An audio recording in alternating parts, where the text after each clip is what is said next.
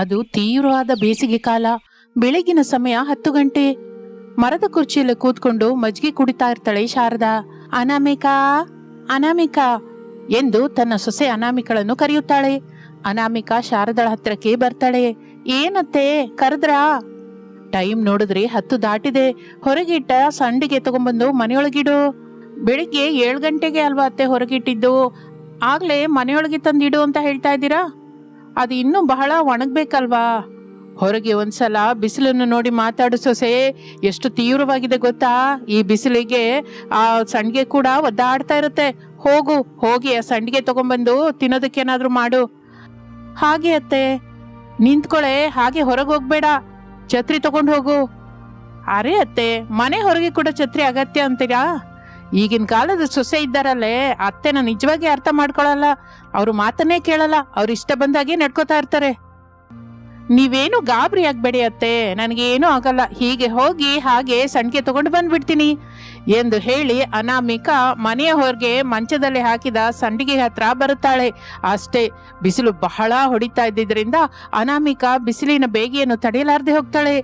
ಎಷ್ಟು ವೇಗವಾಗಿ ಹೊರಗೆ ಹೋಗಿದ್ದಾಳೋ ಸಂಡಿಗೆಗಾಗಿ ಅಷ್ಟೇ ವೇಗವಾಗಿ ಮನೆಗೆ ತಿರುಗಿ ಬರ್ತಾಳೆ. ಅದನ್ನು ಶಾರದಾ ನೋಡ್ತಾಳೆ. ಸಣ್ಣದಾಗಿ ನಗುತ್ತಾ ಸೊಸೆ ಹತ್ರ ಹೀಗಂತಾಳೆ, ಸೊಸೆ ಹೇಗಿದೆ ಬಿಸಿಲಿನ ಏಟು? ಅಮ್ಮ ಅತ್ತೆ, ಬರೀ 10 ಗಂಟೆಗೆ ಇಷ್ಟು ಬಿಸಿಲು ಜೋರಾಗಿದ್ರೆ ಮತ್ತೆ ಹೇಗೆ ಹೇಳಿ? ಇನ್ನು 1 ಗಂಟೆಗೆ, 2 ಗಂಟೆಗೆ ಇನ್ ಹೇಗಿರುತ್ತೋ ಅಬ್ಬೋ, ಊಹಿಸೋದಕ್ಕೆ ಕಷ್ಟವಾಗ್ತಾ ಇದೆ. ಮೇಲಿಂದ ಬರ್ತಾ ಇರೋ ಬಿಸಿಗೆ ತಲೆ ಮೈ ಒಡೆದು ಹೋಗ್ತಾ ಇದ್ರೆ, ಬಿಸಿ ಹೆಚ್ಚಿದ ಭೂತಾಯಿ ತನ್ನ ಮೇಲೆ ಇಟ್ಟಿರುವ ಕಾಲನ್ನ ಜೋರಾಗಿ ಸುಟ್ಟು ಬಿಡ್ತಾಳೆ ಕಣೆ. ಹೌದು ಅತ್ತೆ, ಎಂತಹ ಪರಿಸ್ಥಿತಿಯಲ್ಲೂ ಮಕ್ಕಳನ್ನ ಹೊರಗೆ ಬಿಡಬೇಡ, ಮನೆಯೊಳಗೆ ಇರ್ಸೋ. ಒಂದು ಮಳೆ ಏನಾದ್ರೂ ಜೋರಾಗಿ ಬಿದ್ರೆ ಆಗ ವಾತಾವರಣ ತಣ್ಣಗಾಗತ್ತೆ. ಆಗ ಇನ್ನು ಮೇಲೆ ಬಿಸಿಲೇ ಇರಲ್ಲ, ಬಿಸಿಲಿ ಕೂಡ ತಾಗಲ್ಲ. ಬಿಸಿಲು ಕಾಲದಲ್ಲಿ ಏನಾದ್ರೂ ಮಳೆ ಬರುತ್ತಾ ಅತ್ತೆ? ಬಹಳ ವಿಚಿತ್ರವಾಗಿದೆ ಅಲ್ವಾ? ಇದರಲ್ಲಿ ವಿಚಿತ್ರ ಎಲ್ಲಿದೆ ಸೊಸೆ? ಪ್ರತಿ ಬೇಸಿಗೆಯಲ್ಲೂ ಯಾವಾಗಲೂ ಒಂದು ಸಲ ಬಿರುಗಾಳಿ ಜೊತೆ ಮಳೆ ಬಂದು ಬೀಳುತ್ತೆ. ಆ ಮಳೆಗೆ ಭೂತಾಯಿ ಸಂತೋಷ ಪಡುತ್ತಾ ಶಾಂತಿಸಿ ಎಲ್ರನ್ನ ಒಂದು ಮಾಡುತ್ತೆ. ನೀವಂದುಕೊಂಡ ಹಾಗೆ ಬೇಸಿಗೆಯಲ್ಲಿ ಮಳೆ ಬಂದ್ರೆ ನೋಡ್ಬೇಕು ಅಂತ ನನಗೂ ಇದೆ ಅತ್ತೆ.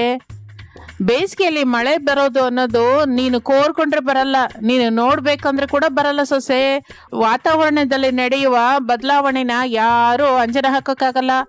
ಸರಿ ಬಿಡಿ ಅತ್ತೆ, ಸಂಡಿಗೆನ ಸಂಜೆ ತಂಪಾದ ಮೇಲೆ ತರ್ತೀನಿ. ಈಗ ಅಡುಗೆ ಮನೆಯಲ್ಲಿರೋ ಕೆಲಸ ಮಾಡ್ಕೋತೀನಿ.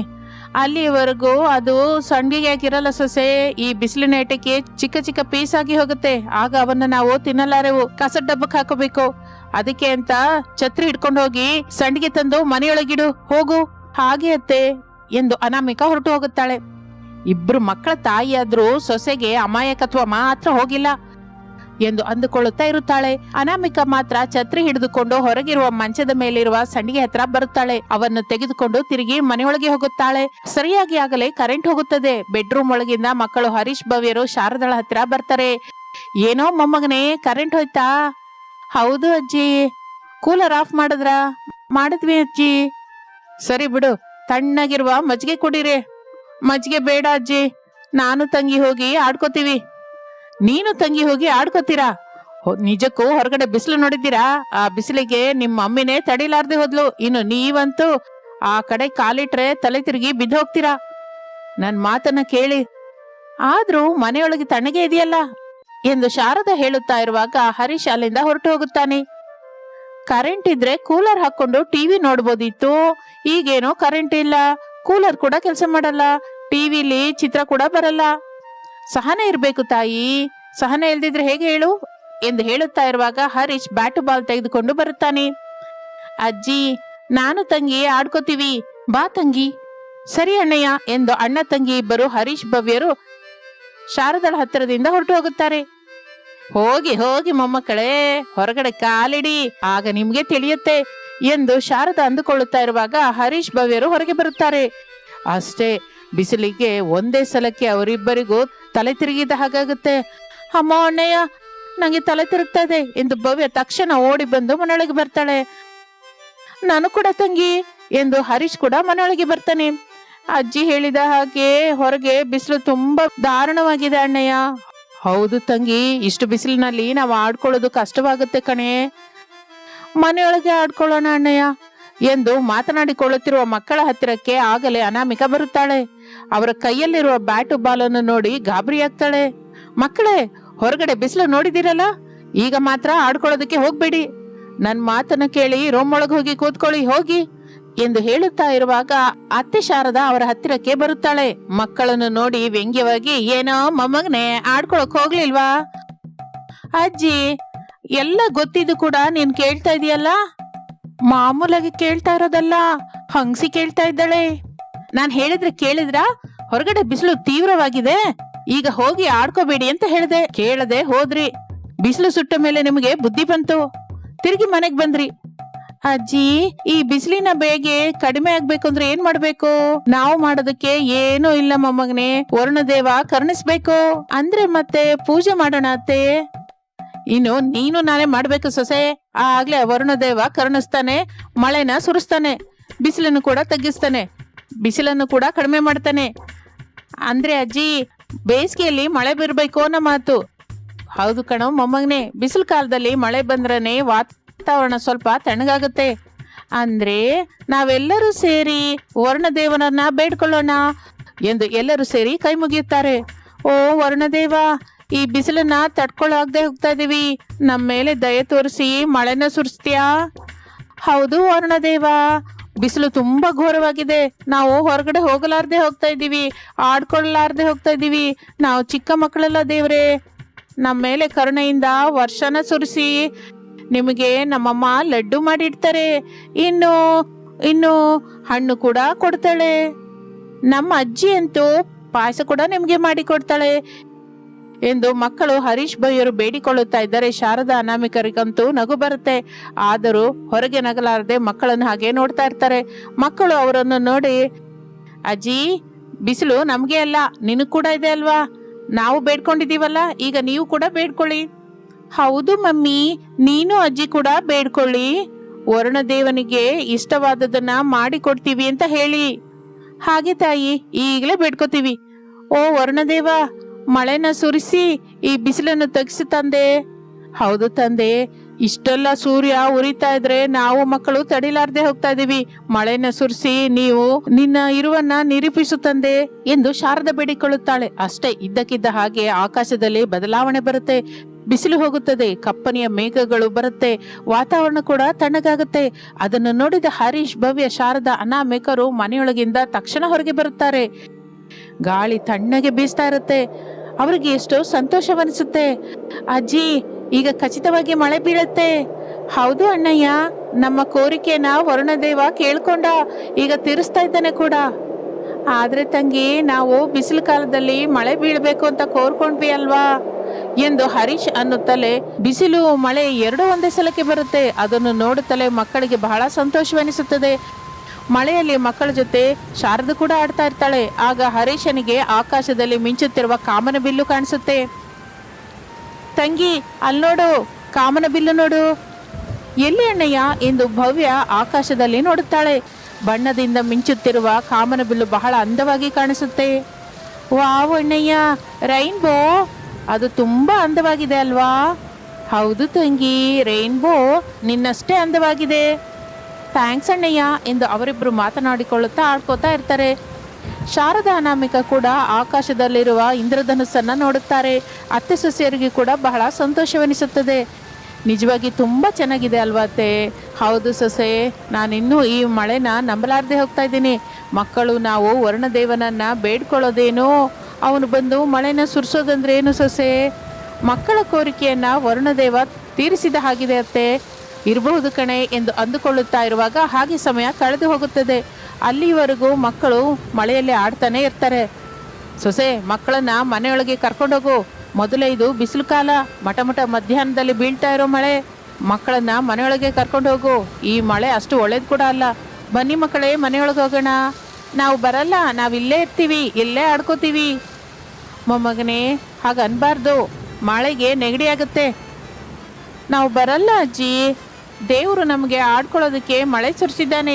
ಈಗ ಬಾ ಅಂದ್ರೆ ನಾವೇನಕ್ಕೆ ಬರ್ತೀವಿ ಎಂದು ಅನ್ನುತ್ತಾ ಇದ್ದರೆ ಅನಾಮಿಕಾ ಮನೆಯೊಳಗೆ ಹೋಗಿ ಕೊಡೆ ಹಿಡಿದುಕೊಂಡು ಮಕ್ಕಳ ಹತ್ರಕ್ಕೆ ಬರ್ತಾಳೆ.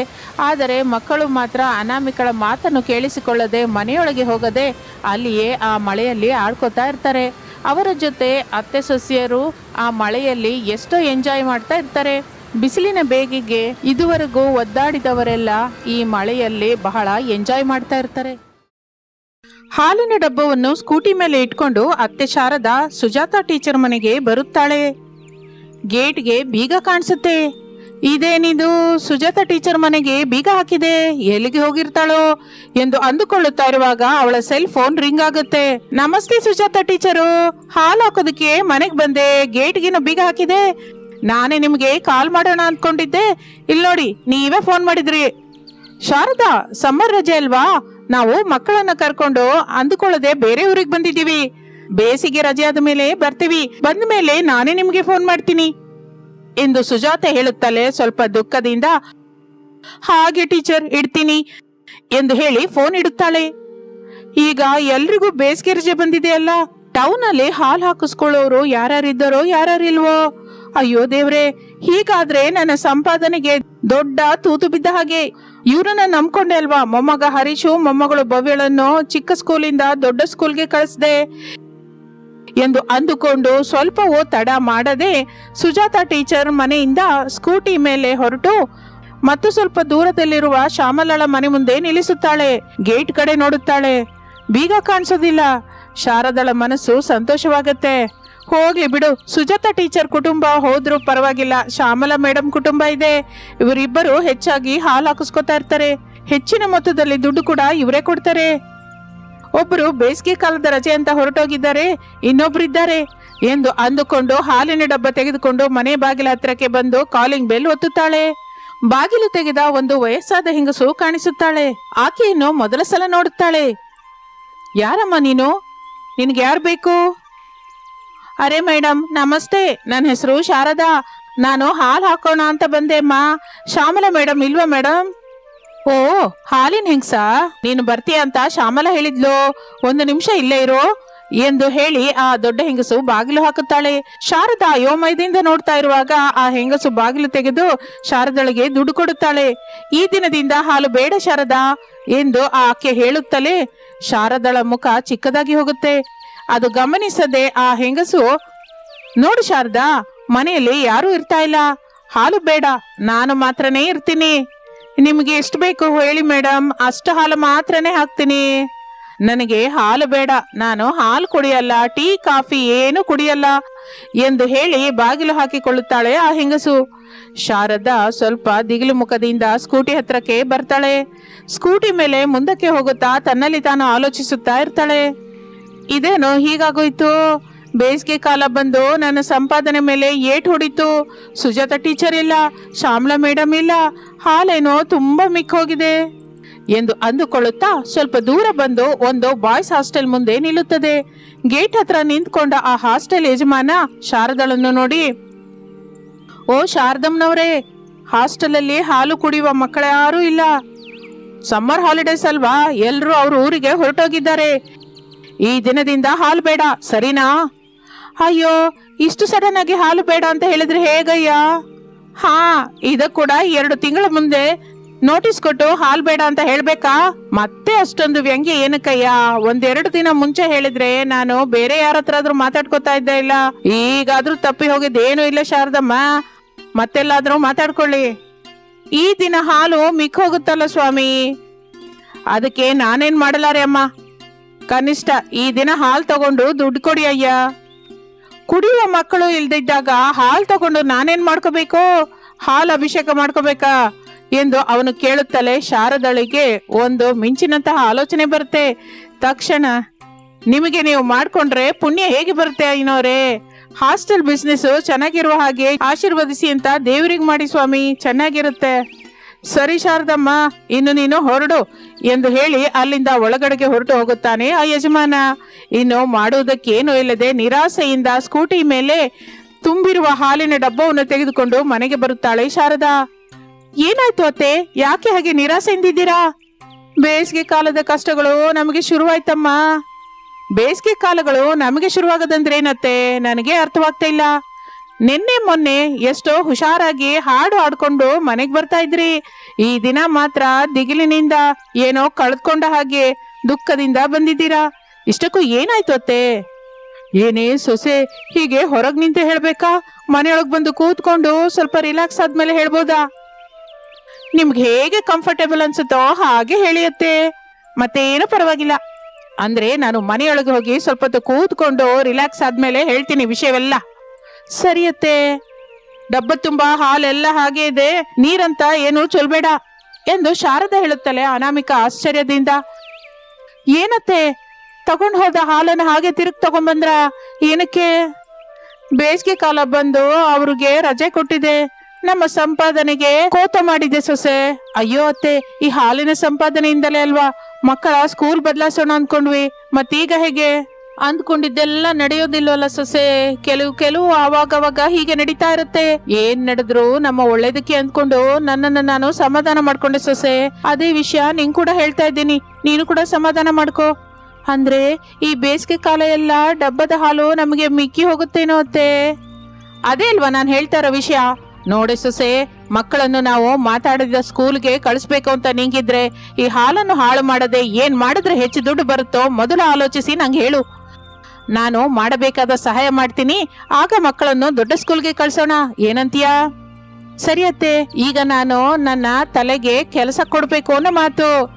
ಇಷ್ಟು ಕಾಲ ನಾನು ಅದು ನಿನ್ಗಿಲ್ಲ ಅಂತ ಅನ್ಕೊಂಡಿದ್ದೆ ಸೊಸೆ, ಈಗ ನೀನು ತೋರಿಸಿದ ಹಾಗೆ ಕಾಣಿಸ್ತಾ ಇದೆ, ನೀನು ಕೂಡ ತಲೆ ಇದೆ ಅಂತ ಎಂದು ನಗುತ್ತಾ ಅಲ್ಲಿಂದ ಒಳಗಡೆಗೆ ಹೊರಟು ಹೋಗುತ್ತಾಳೆ. ಅನಾಮಿಕಾ ಕೋಪದಿಂದ ನೋಡುತ್ತಾ ಹಾಲಿನ ಡಬ್ಬವನ್ನು ತೆಗೆದುಕೊಂಡು ಕಿಚನ್ ಒಳಗೆ ಹೋಗುತ್ತಾಳೆ. ಗ್ಯಾಸ್ ಒಲೆ ಮೇಲೆ ದೊಡ್ಡ ಪಾತ್ರೆ ಇಟ್ಟು ಹಾಲನ್ನು ಕಾಯಿಸುತ್ತಾ ಹೀಗೆ ಆಲೋಚಿಸುತ್ತಾಳೆ. ಅತ್ತೆ ಶಾರದಾ ಬರುತ್ತಾಳೆ. ಏನೇ ಸೊಸೆ, ನಿನ್ನ ತಲೆ ಕೆಲಸ ಮಾಡ್ತಾ ಇದೀಯಾ? ಮಾಡ್ತಾ ಇದೆ ಅತ್ತೆ. ಏನಾದ್ರೂ ಆಲೋಚನೆ ಬಂತಾ? ಹಾಲಲ್ಲದೆ ಹಾಲಿನಿಂದ ಏನೋ ಒಂದು ತಯಾರು ಮಾಡಿ ಮಾರ್ಬೇಕು ಅತ್ತೆ, ಆಗ್ಲೇ ನಮಗೆ ದುಡ್ಡು ಬರುತ್ತೆ. ಹೌದಾ ಸೊಸೆ? ಹೌದು ಅತ್ತೆ. ಇಲ್ಲ ಅಂದ್ರೆ ಮಕ್ಕಳು ಈ ಹಳೆ ಸ್ಕೂಲಲ್ಲಿ ಬರಲಾರ್ದು ಓದ್ತಾ ಇರ್ತಾರೆ. ಈ ಹಾಲಿನಿಂದ ಏನ್ ತಯಾರು ಮಾಡಿ ಮಾರಾಟ ಮಾಡ್ಬೇಕು ಅನ್ನೋದೇ ಪ್ರಶ್ನೆ ಹಾಕದೆ. ಚೆನ್ನಾಗೇ ಇದೆ, ಮತ್ತೆ ಉತ್ತರ ಕೂಡ ಹೇಳು. ಮೊದಲೇ ಇದು ಬೇಸಿಗೆ ಕಾಲ. ಹೌದಾ ಸೊಸೆ? ನಾನಿನ್ನು ಬಿಸಿಲು ಕಾಲ ಅನ್ಕೊಂಡೆ ಕಣೆ. ಅಬ್ಬಾ ಅತ್ತೆ, ಸ್ವಲ್ಪ ಹಂಗ್ಸೋದನ್ನ ಪಕ್ಕಕ್ಕಿಡಿ. ಏನು ಹಂಗ್ಸೋದ? ಸ್ವಲ್ಪ ಪಕ್ಕಕ್ಕಂದ್ರೆ ಹೋಗ್ತೀಯಾ ಅತ್ತೆ ಎಂದು ಸೊಸೆ ಅನಾಮಿಕಾ ಕೋಪದಿಂದ ಮೂತಿ ಮುದುಡಿಸಿಕೊಳ್ಳುತ್ತಾಳೆ. ಸರಿ ಸರಿ ಸೊಸೆ, ಈಗ ನಾನೇನು ಮಾತಾಡಲ್ಲ, ನೀನ್ ಹೇಳು.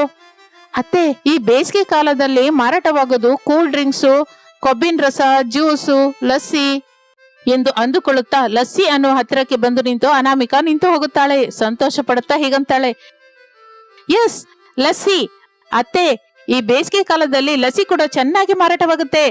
ತಣ್ಣನೆ ಲಸ್ಸಿ, ಜಂಬೋ ಗ್ಲಾಸ್ 30 ರೂಪಾಯಿ ಇಟ್ಟು ಮಾರಾಟ ಮಾಡಿದ್ರೆ ಚೆನ್ನಾಗಿರುತ್ತೆ, ನಮಗೆ ಆಗ ಒಳ್ಳೆ ದುಡ್ಡು ಬರುತ್ತೆ ಎಂದು ಅನಾಮಿಕಾ ಹೇಳುತ್ತಲೇ ಅತ್ತೆ ಶಾರದಾ ಕೂಡ ಸಂತೋಷ ಪಡುತ್ತಾಳೆ. ವಾರೆ ವಾ ಸೊಸೆ, ನಿನ್ ತಲೆ ಕೂಡ ಚೆನ್ನಾಗಿ ಕೆಲಸ ಮಾಡುತ್ತೆ. ಏನೋ ತಡ ಏನಕ್ಕೆ ಸೊಸೆ? ಬಿಸಿ ಮಾಡಿದ ಹಾಲು ಪೂರ್ತಿಯಾಗಿ ತಣ್ಣಗಾದ ಮೇಲೆ ಹೆಪ್ಪಾಕು, ಆಗ ಅದು ಮೊಸರಾಗುತ್ತೆ. ಆ ಮೊಸರಿನಿಂದ ಲಸ್ಸಿ ಮಾಡಿ ಮಾರಾಟ ಮಾಡೋಣ, ಆಗ ನೀನು ಅಂದ ಹಾಗೆ ನಮ್ಗೆ ಒಳ್ಳೆ ಸಂಪಾದನೆ ಬರುತ್ತೆ. ಸರಿಯತ್ತೆ ಎಂದು ಹೇಳುತ್ತಲೇ ಶಾರದಾ ಕಿಚನ್ ಒಳಗಿಂದ ಹೊರಟು ಹೋಗುತ್ತಾಳೆ. ಇನ್ನು ಮಾರನೇ ದಿನ ಒಂದು ಮರದ ಕೆಳಗೆ ತಳ್ಳುಗಾಡಿ ಇಟ್ಟುಕೊಂಡು ಆ ಬಡ ಸೊಸೆ ಅನಾಮಿಕಾ ಲಸ್ಸಿ ಮಾರುತ್ತಾ ಇರ್ತಾಳೆ. ಅತ್ತೆ ಶಾರದಾ ಆ ಬಂಡಿ ಹತ್ರ ಕೂತ್ಕೊಂಡು ಮೊಸರನ್ನ ಕಡಿತಾ ಇರ್ತಾಳೆ. ಲಸ್ಸಿ ಸ್ವಾಮಿ ಲಸ್ಸಿ, ಬೇಸಿಗೆ ಕಾಲದಿಂದ ನಿಮ್ಮನ್ನು ತಣ್ಣಗೆ ಮಾಡುವ ಕೂಲ್ ಲಸ್ಸಿ. ಮಾಮೂಲು ಗ್ಲಾಸ್ 20 ರೂಪಾಯಿ, ಜಂಬೋ ಗ್ಲಾಸ್ ಆದ್ರೆ 30 ರೂಪಾಯಿ. ಬನ್ನಿ ಸ್ವಾಮಿ ಬನ್ನಿ ಎಂದು ಅನಾಮಿಕಾ ಮಾರುತ್ತಾ ಇರುತ್ತಾಳೆ. ಆ ದಾರಿ ಸುತ್ತ ಹೋಗ್ತಾ ಇರೋವರೆಲ್ಲ ಬಿಸಿಲನ್ನು ತಡೆದುಕೊಳ್ಳಲಾರದವರು ಆ ಲಸ್ಸಿ ಕುಡಿದ್ರೆ ಬಿಸಿಲಿನಿಂದ ಉಪಶಮನ ಇರುತ್ತೆ ಎಂದು ಭಾವಿಸಿ ಅನಾಮಿಕಳ ಗಾಡಿ ಹತ್ರ ಬಂದು ಲಸ್ಸಿ ಕುಡಿತಾ ಇರ್ತಾರೆ. ಶಾರದಾ ಮೊಸರನ್ನು ಲಸ್ಸಿ ಹಾಗೆ ಮಾಡ್ತಾ ಇರ್ತಾಳೆ. ಅನಾಮಿಕಾ ಲಸ್ಸಿನ ಮಾರ್ತಾ ಇರ್ತಾಳೆ. ಹಾಗೆ ದಿನಗಳು ಕಳೆಯುತ್ತಾ ಇರುತ್ತದೆ. ಲಸ್ಸಿ ಮಾರುವ ಬಡ ಸೊಸೆಯಾಗಿ ಅನಾಮಿಕಾ ಆ ಏರಿಯಾದಲ್ಲಿ ಬಹಳ ಒಳ್ಳೆ ಹೆಸರು ತಂದ್ಕೋತಾಳೆ. ದಿನ ಕಳೆಯುತ್ತಿದ್ದ ಹಾಗೆ ದುಡ್ಡು ಬಹಳ ಬರ್ತಾ ಇರುತ್ತೆ ಅನಾಮಿಕಾ ಮಾಡುವ ವ್ಯಾಪಾರಕ್ಕೆ. ಸೊಸೆ, ಹಾಲು ಹಾಕಿದ್ರು ಕೂಡ ಇಷ್ಟು ದುಡ್ಡು ಬರ್ತಾ ಇರಲಿಲ್ಲ. ನಿನ್ನ ಲಸ್ಸಿ ಆಲೋಚನೆ ತುಂಬಾ ಚೆನ್ನಾಗಿದೆ ಕಣೆ, ಹೀಗೆ ಮಾರಾಟ ಮಾಡೋಣ. ಹಾಗೆ ಅತ್ತೆ ಎಂದು ಹೇಳಿ ಅತ್ತೆ ಸೊಸೆಯರಿಬ್ಬರು ಸೇರಿ ಮರದ ಕೆಳಗೆ ಲಸ್ಸಿ ಮಾರುತ್ತಾ ದುಡ್ಡು ಸಂಪಾದಿಸುತ್ತಾ ಸಂತೋಷದಿಂದ ಇರುತ್ತಾರೆ. ಹಾಯಾಗಿ ಸಾಗಿ ಹೋಗುತ್ತೆ ಅಂದುಕೊಳ್ಳುವವರ ವ್ಯಾಪಾರದಲ್ಲಿ ಎದುರೇಟು ಬರುತ್ತಲೇ ಕಷ್ಟಪಟ್ಟು ಗಾಬರಿಯಾಗಿ ದುಃಖ ಪಡುತ್ತಾ ಕೂತುಕೊಳ್ಳದೆ ಯಾವ ವಿಧದಿಂದ ಅವರ ಹತ್ತಿರವಿರುವುದರಿಂದಲೇ ಮೆರುಗಾದ ವ್ಯಾಪಾರ ಮಾಡಬಹುದು ಎಂದು ಆಲೋಚಿಸಿ ಈ ಬಡ ಸೊಸೆ ಲಸ್ಸಿ ವ್ಯಾಪಾರವನ್ನು ಪ್ರಾರಂಭಿಸಿದಳು. ವಿಜಯವಂತವಾಗಿ ತನ್ನ ಸಂಸಾರವನ್ನು ಮುಂದಕ್ಕೆ ತೆಗೆದುಕೊಂಡು ಹೋಗುತ್ತಾಳೆ.